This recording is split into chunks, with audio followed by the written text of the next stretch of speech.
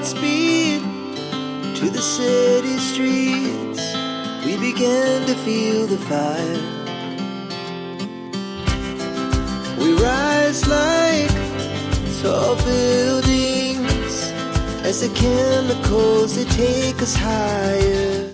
미국의 트럼프 당선인은 나토 동맹국들에게 5% 이상의 국방 지출을 요구하고 앞으로 우크라이나는 계속 지원을 하겠다는 의향을 비추고 있습니다.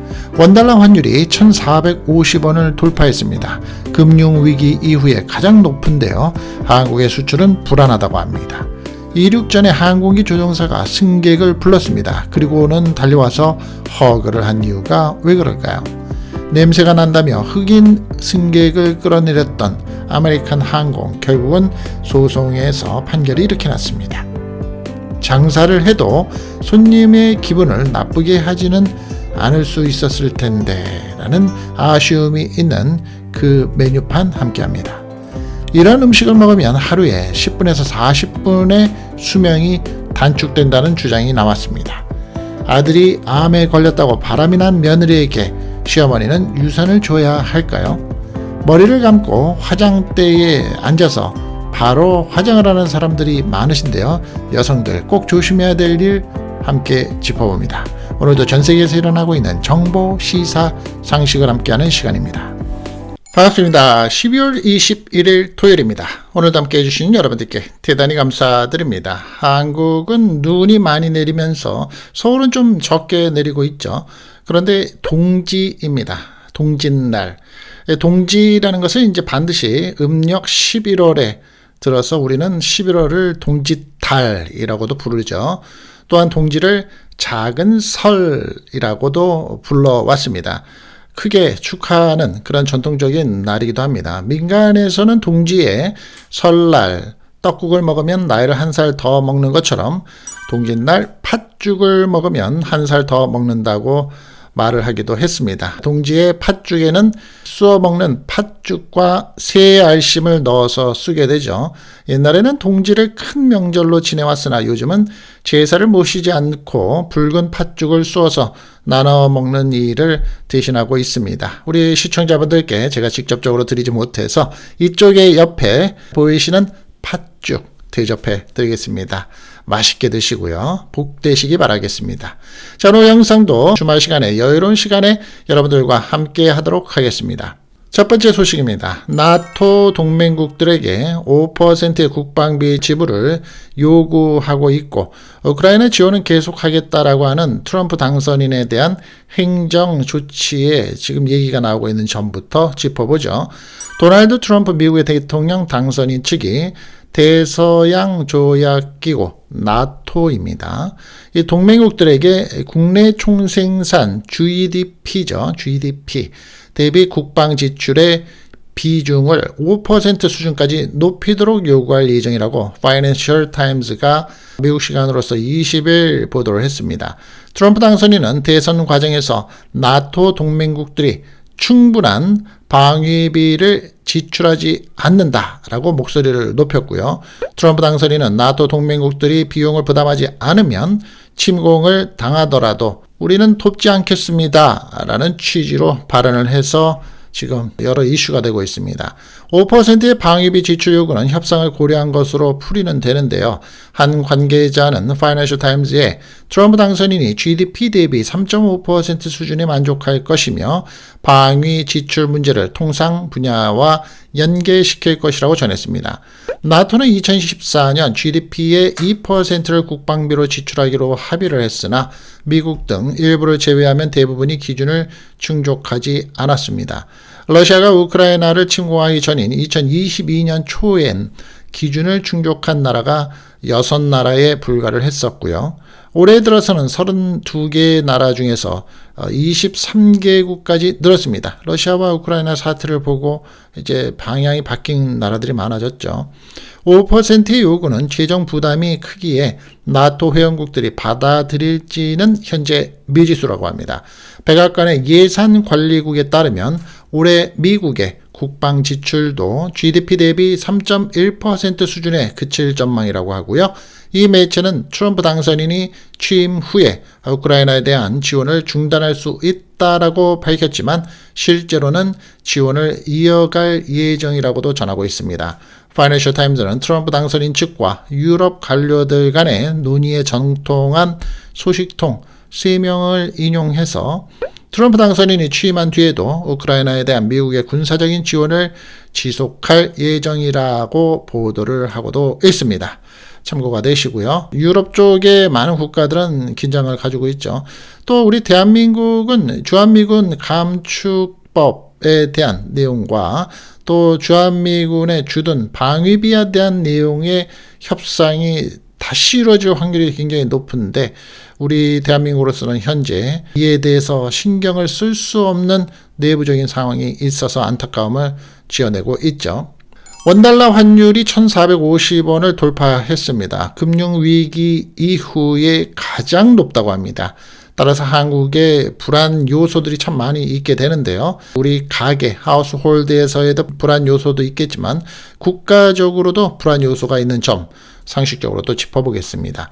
21일 관계부처에 따르면 달러 원 환율은 미국 정책 금리 인하가 늦춰질 것이라는 전망에 지난 20일 1451.9원까지 치솟았습니다.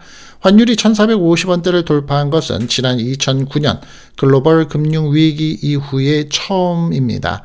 지난 18일 미국의 연방준비제도 FED가 연방공개시장위원회 FOMC를 열어서 정책 금리를 0.25%포인트 인하하기로 했지만 제롬 파월 연준 의장이 기자회견에서 향후 금리 인하 속도를 늦출 것이다 라고 시사를 했죠. 그리고 내년에 한 4번 정도 내릴 것에 대한 예상을 그렇지 않다. 한 2번 정도밖에 안 될 것이다 라고 얘기를 하면서 달러 가치가 강세를 나타내고 있기 때문입니다.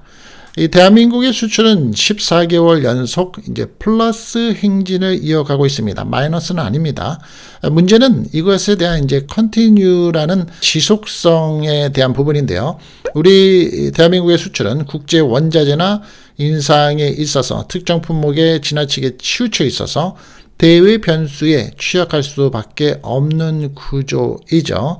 당장 고환율에 따른 수입액에 대한 증가가 있을 수 있고요. 우리나라의 대표 수출 품목인 반도체에 치우친 수출 구조 하에 지금과 같은 호실적을 이어갈 수 있을지 우려도 큽니다. 통상 환율이 오르면 원자재 수입가가 급등을 하면서 그만큼 채산성은 줄어들죠. 우리나라의 자원이 많은가요? 없죠. 빈국이라고 얘기합니다. 원자원의 빈국. 우리가 가장 많이 쓰고는 이제 원유, 석유도 빈국이고요. 또 플래티늄, 뭐 이런 것들도 다 지금 빈국이죠. 우리 대한민국 원자재를 수입해서 이를 가공한 뒤, 우리 어렸을 적에는 이런 말을 많이 배웠죠. 가공 무역에 강한 대한민국. 가공 수출의 나라 이런 말들의 단어가 참 배웠었던 기억이 납니다만 다시 수출하는 형태의 가공 무역의 형태를 아직까지 띠고 있죠. 수입 부담이 늘게 되면 수출 성과는 축소될 수밖에 없습니다. 러시아와 우크라이나 전쟁 등으로 인한 글로벌 에너지의 수입액은 전년보다 18.9% 늘어난 7,312억 달러로 집계가 됐고요. 그 중에 3대 에너지원인 원유, 가스, 석탄의 수입액은 전체의 26.1%인 1,908억 달러에 달한다고 합니다. 따라서 무역 적자 발생의 핵심 요인으로 작용을 하죠. 우리 대한민국이 삼면이 바다인데 석유가 나면 얼마나 좋겠습니까? 그렇죠? 이 반도체에 치우친 수출 구조도 한계로 지적이 되고 있고요. 수출의 2위 품목은 자동차입니다. 대한민국은 13.6% 급감을 하고 있습니다. 자동차 부품이 마이너스 8, 디스플레이가 마이너스 22, 일반 기기가 마이너스 18.9, 석유 제품이 18.7%, 가전제품이 13.9%가 마이너스고요. 2차 전지가 마이너스 26.3% 등 감소폭이 크고 있습니다. 환율이 계속되는 한 더 커지겠죠. 그러면 지금 현재 수출이 플러스인 상태에서 마이너스가 될 확률도 분명히 있죠. 그렇게 된다면 대한민국의 내수 시장에 따른 불경기는 더 심화될 수밖에 없는 겁니다. 환율이 급등을 하고 있다는 내용도 짚어봤습니다. 미국의 이륙전의 항공기의 조종사가 파이럿이죠. 승객을 마이크로 불렀습니다. 그리고는 그 승객을 향해서 달려가서 허그를 한 일이 있었는데요. 왜 그랬을까요? 최근에 미국에서 이륙전인 여객기에서 조종사가 한 승객에게 다가와서 포옹을 한 사연이 화제가 되고 있습니다. 18일 미국의 뉴욕 포스트에 따르면 이러한 사건은 지난 14일 미국의 텍사스주 휴스턴의 조지 부시 인터컨티넨탈 공항에서 이륙을 준비하고 있던 유나이티드 항공 비행기 안에서 일어났는데요. 이날 여객기의 운행을 맡은 조종사는 갑자기 승객 로라 로지우디스를 호명하며 객실로 들어섭니다. 그러더니 승객을 버럭 끌어안으면서 이 젊은 여성이 제 생명을 구했습니다 라고 외칩니다. 로라는 8년 전에 휴스턴에서 자신의 골수를 기증한 공여자라고 합니다. 때마침 자신이 조종하는 비행기에 로라가 탑승했다는 사실을 알게 된 조종사가 감사 인사를 하기 위해서 마중을 나온 겁니다. 조종사는 그는 내 형제보다도 가까운 사람입니다 라며 내 몸의 피는 그에게서 나옵니다. 당신은 진정한 영웅입니다 라고 말을 합니다. 이 감동적인 사연을 들은 승객들은 박수를 치며 두 사람에게 응원을 보냈습니다. 조종사는 자신은 골수 이식을 받은 뒤에 건강하게 잘 지내고 있다며 혈액형이 B+에서 O-로 바뀌었다라고 전합니다. 골수 이식을 통해서 수혜자의 혈액형이 공여자의 혈액형으로 바뀔 수 있다고 하네요. 저도 처음 알았습니다만. 미국의 보건자원 및 서비스 행정국에 따르면 지난 2020년 기준 친인척 간의 이식의 20%, 비친인척 간의 이식의 14%가 골수 이식이었다고 합니다. 누구나 기증자로 자원할 수는 있지만 특정한 건강 요건을 충족해야지만 한다고 하는데 감사한 마음을 수년이 지난 다음에도 우연치 않게 탑승한 이 승객한테 가서 고마움을 표할 줄 아는 그 마음, 그리고 평생을 얼마나 감사하게 살았을까요? 그 지금 영상의 사진을 보시면 두 사람이 모두 행복해하는 모습이 보입니다. 그렇죠? 아름답습니다. 미국에서 수년 전에 이런 일이 있었다고 합니다. 냄새가 난다라며 흑인 승객을 끌어내린 비행기 회사, 항공기 회사, 아메리칸 항공이 있었는데요. 결국은 결론이 났습니다. 흑인 승객에게 냄새가 난다며 비행기에서 강제로 내리게 했었던 아메리칸 항공이 약 8개월의 소송 끝에 피해자들과 합의했습니다. 지난 19일 워싱턴 포스트에 따르면 피해자 법률 대리인은 아메리칸 항공이 향후 차별을 방지하기 위한 조치를 약속했다라며 합의 사실을 전하고 있습니다. 다만 구체적인 합의 내용은 공개하지 않았고요. 피해자들은 공동 성명을 통해서 다시는 흑인이나 다른 유색인종이 이러한 일을 겪지 않기를 바란다라고 강조를 했습니다. 아메리칸 항공 측도 성명을 내고 모든 고객에게 안전하고 포용적인 여행의 경험을 제공하기 위해서 노력하겠다라고 말을 합니다. 앞서서 지난 1월 아메리칸 항공은 뉴욕행 비행기에 탑승을 한 흑인 남성 3명에게 이들의 채취에 대해서 불만 사항이 접수가 됐다며 비행기에서 내릴 것을 요구했다고 합니다. 결국 이들은 피닉스에서 내린 후에 다시 탑승을 해서 목적지에 도착을 했다고 합니다. 조사 결과 해당 불만 사항은 승객이 아닌 한 백인 남성 승무원이 제기한 것으로 밝혀졌습니다. 이후에 3명의 승객은 5월 아메리칸 항공을 상대로 연방 법원에 소송을 제기했고 항공사 측은 문제의 승무원들을 모두 해고했다라고 얘기를 하는데 여기서 모든 문제를 일으켰던 승무원들은 이라고 하는 걸 보니만 한 사람은 아니었던 모양입니다. 그렇죠? 그런 일도 있었네요. 세상을 살면서 참 재치가 있고 현명하게 살아야 된다는 생각을 참 해보게 될 경우가 참 많습니다. 저 같은 개인적인 경우에는 인생을 살면서 가장 중요하게 살아나가야 될 부분이 지혜로운 사람이다라고 저는 개인적으로 모토를 삼고 있는데요. 장사를 해도 손님을 기분 나쁘게 하지 않을 그런 방법이 참 많았을 텐데 라는 내용입니다. 한국에서 있었던 일인데요. 요즘에 혼술, 혼자 술을 먹는 거, 혼밥, 혼자 밥을 먹는 거, 이런 경우가 많아지고 있죠. 젊은 사람들이 결혼을 늦게 하기도 하고 연세가 들어서 은퇴를 한 이후에 이제 혼자 지내는 경우가 점점 많아집니다. 혼자 식사를 하러 와서 1인분만 시키는 손님에게 1,000원씩은 더 받겠다라는 식당이 알려지며 여러 반응이 나오고 있습니다. 한국에서 19일 JTBC 사건 반영에 따르면 제보자 A씨는 최근에 지인들과 한 식당을 찾았다가 메뉴판을 딱 보니까 1인분 손님은 모든 메뉴에서 1,000원씩을 인상합니다 라는 안내문을 발견했습니다. 요즘에 길거리에서 우리가 먹는 순대, 떡볶이, 오뎅 이런 가게들에 보면 종종 안내판에도 요즘에 떡볶이를 먹거나 순대를 먹으면 오뎅을 안 먹어도 오뎅 국물을 그냥 먹는 게 보통 우리는 인지상정이기도 했죠. 그런데 오뎅 국물 하나 먹으려면 컵 한 잔에 500원을 더 내세요. 그리고 컵을 쓰시려면 100원을 더 내세요. 뭐 이런 안내 문구가 나오면서 세상이 참 많이 달라진다라는 얘기를 많이 합니다만 A씨는 본인의 소셜미디어에 이를 찍어서 올렸고 이를 본 네티즌들의 의견은 갈렸습니다. 손님 한 명 받고자 반찬 그대로 나가면 남는 게 없지 않겠느냐, 눈치 덜 보고 혼밥할 수 있어서 좋겠다 등의 긍정적인 의견이 있는 반면에 차라리 2인분 이상 주문하면 할인해 주는 게 낫지 않느냐, 혼자 갔을 때 말입니다. 혼밥, 손님은 기분이 나쁠 것 같다 등의 반응도 있었습니다.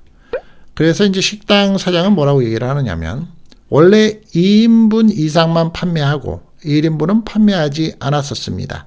그런데 혼자 오는 손님들이 1,000원을 더 받더라도 1인분을 판매하면 안 되느냐라는 부탁을 하더라며 밑반찬 값 정도로 1,000원을 더 받기로 한 것이다 라고 설명을 합니다. 길게 보고 멀리 보면 손님들은 어떤 느낌을 가질까요? 여러분들은 만약에 김치찌개를 먹으러 식당에 갔습니다. 그런데 2인분 이상 주문해야 된다는 경우도 많습니다. 왜냐하면 고기 때문에 그렇습니다. 김치찌개 안에 들어가는 고기 때문에 2인 이상 주문을 받습니다 라고도 얘기하는 경우도 많아요. 그런데 1인분을 시킵니다. 그러면 1인분을 시키던 2인분을 시키던 사실 우리 대한민국의 음식 문화에서 가장 장점이라고 얘기하고 있는 반찬이 나오죠. 사이드 디쉬. 그런데 1인분을 시켜도 똑같은 그릇에 똑같은 반찬이 나옵니다. 양도 비슷하고요. 2인분을 시켜도 비슷합니다.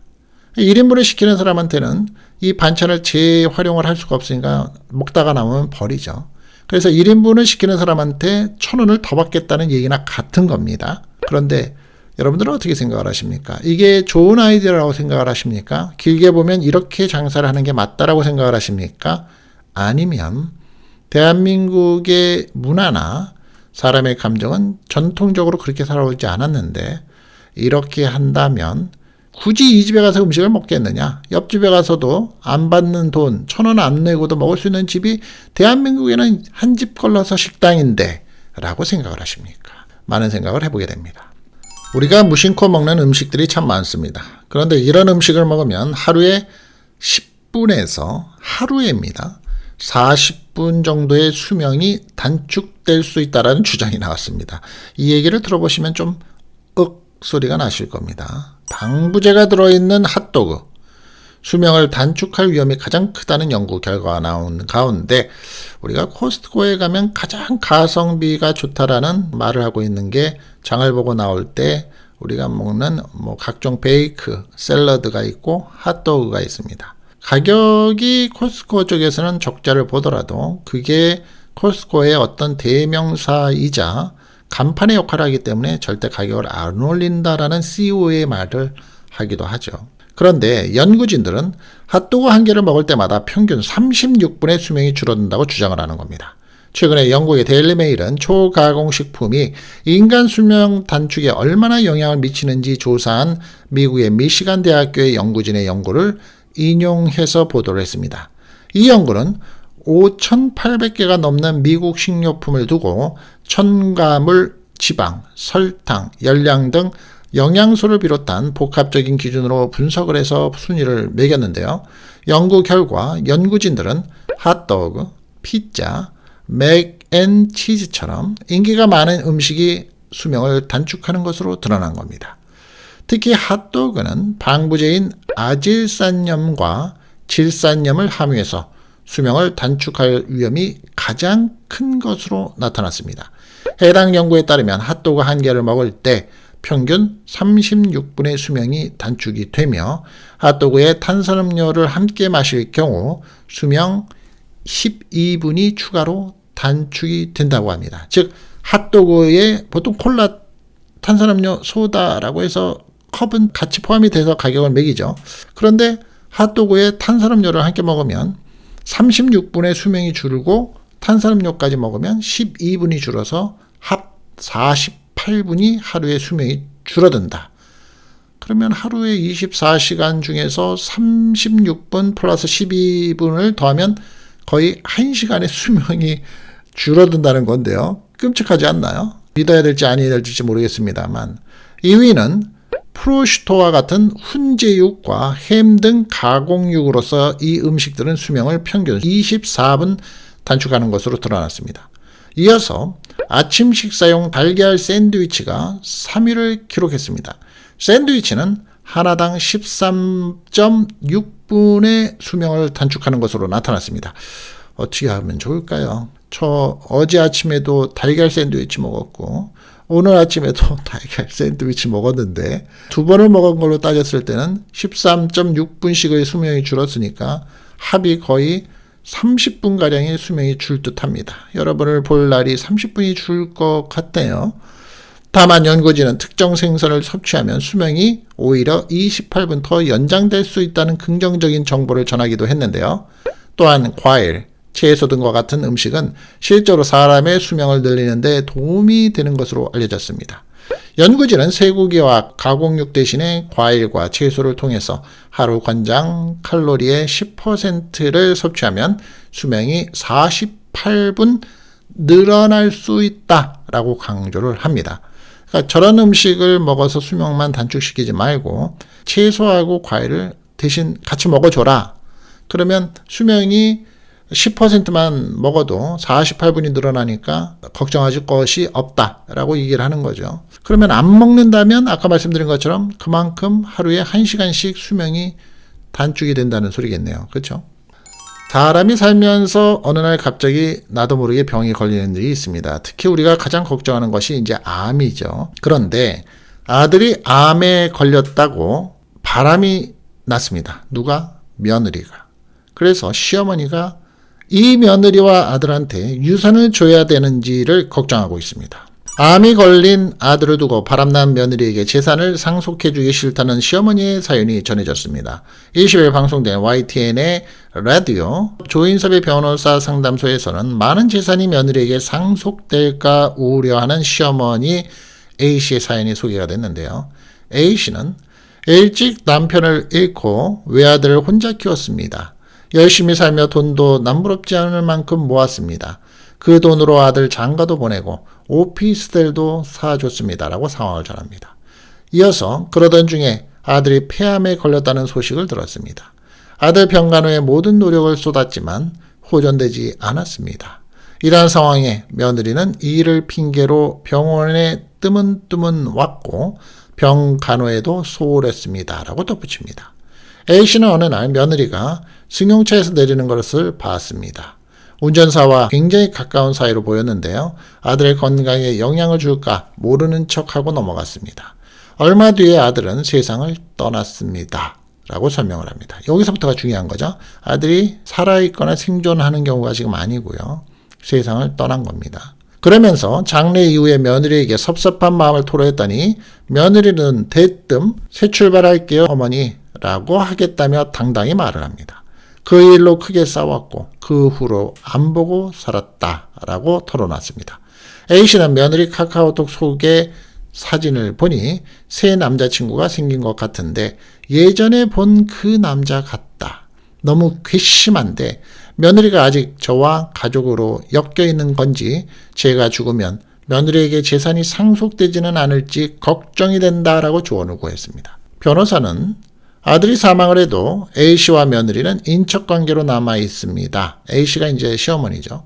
인척은 혈족과 달리 상속인에게 해당되지는 않지만 며느리는 대습 상속인에게 해당된다고 설명을 합니다. 대습 상속인이라는 것은 상속인이 될 직계 비속 또는 형제 자매가 상속 개시 전에 사망을 하거나 결격자가 된 경우 사망을 하거나 결격한 사람의 순위에 가름하며 상속인이 되는 피대습의 직계 비속 또는 배우자를 뜻한다고 합니다. 다 말들이 어려우시죠?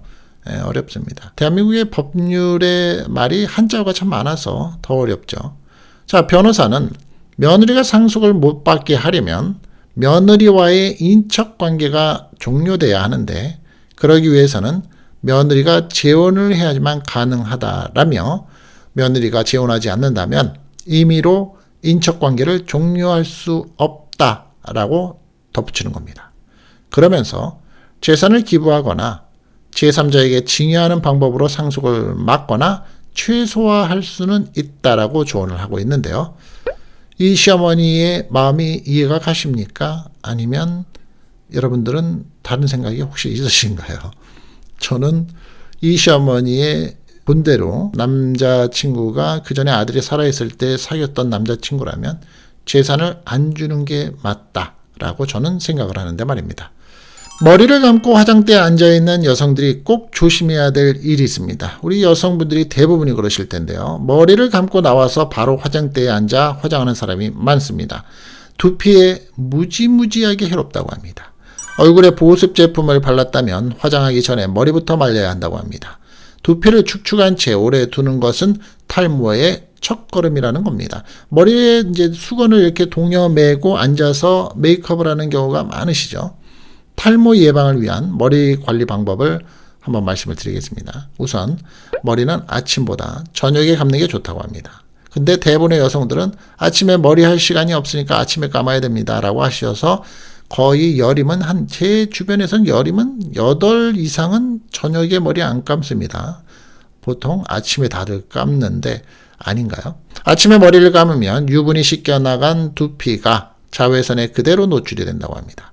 보호막이 없어서 손상도 많이 되고요. 또 낮 동안 두피와 머리카락에 먼지 같은 오염물질이 쌓이는데 씻어내지 않고 그대로 자면 자는 동안에 피지까지 분비되며 모공이 막힙니다. 두피 건강에 좋을 게 하나도 없다고 합니다. 보통 수면 중에 세포 신진대사가 활발해져서 밤 10시부터 새벽 4시까지 피지 분비가 많아진다고 합니다. 그래서 머리 안 감고 살다 보면 이 새벽 시간 밤 10시부터 새벽 4시까지가 머리가 제일 가렵죠. 저녁에 머리를 감을 때는 뜨거운 물 대신에 미지근한 물을 써야 한다고 합니다. 뜨거운 물로 머리를 감으면 두피 큐티클 층과 케라틴 단백질이 손상이 되면서 모발이 약해질 수 있다는 겁니다. 머리는 감은 즉시 말리는 게 좋다라고 합니다. 축축한 두피에는 각종 세균이 번식하기 좋기 때문입니다. 많은 여성분들이 아침에 대충 말리고서 출근하거나 볼일을 보시는 경우가 많죠. 그런데 그렇게 하면 안 된다는 거죠.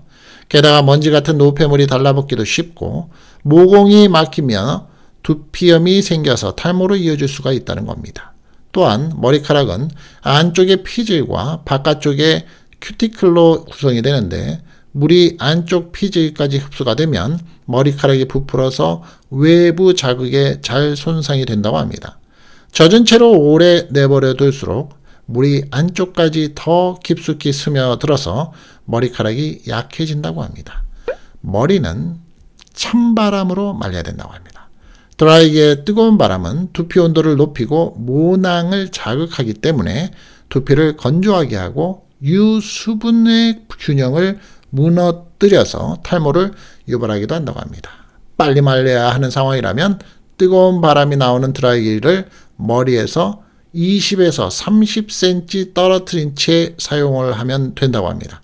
머리카락이 잘 안 마르는 귀 뒤쪽이나 뒤통수만 뜨거운 바람으로 먼저 말리고 나머지 부위는 찬바람으로 말리는 게 가장 좋은 방법이라고 하는데 이 두피에 모발 이식하는 의사들이 말씀하시기에는 대부분 뒷머리, 이 귀 뒤에 이 머리의 두피 부분을 자주 말려야 된다고 합니다. 머리를 말릴 때 대부분 앞에와 옆에만 신경 쓰는데 뒤에도 꼭 말려줘야 된다고 합니다. 자, 중요한 얘기 기억나십니까? 머리는 대체로 드라이를 할 때 찬바람으로 해라. 대체로 머리를 감을 때는 뜨거운 물을 사용하지 말아라. 그리고 머리는 저녁에 감고 자라. 굉장히 중요한 얘기라고 합니다. 여러분들 실천하시기가 굉장히 어려우실 텐데 머리를 감고 나와서 바로 화장대에 앉아서 화장을 하시면서 머리는 맨 마지막에 하시는 일은 좀 자제해 보시는 게 어떨까 권해봅니다. 도움 되셨습니까? 정보 내용이 여러분들과 함께 하면서 오늘 들으시고 기억 속에서 잊어버리시더라도 조금 한두 가지가 필요하시면 남겨두시기 바랍니다. 자, 멋진 주말 보내시고요. 편안하시고 건강하신 주말 되시고요. 앞서서 말씀드린 것처럼 팥죽 맛있게 드시기 바랍니다. 감사합니다. Our hearts beat to the city streets. We began to feel the fire. We rise like tall buildings as the chemicals they take us higher.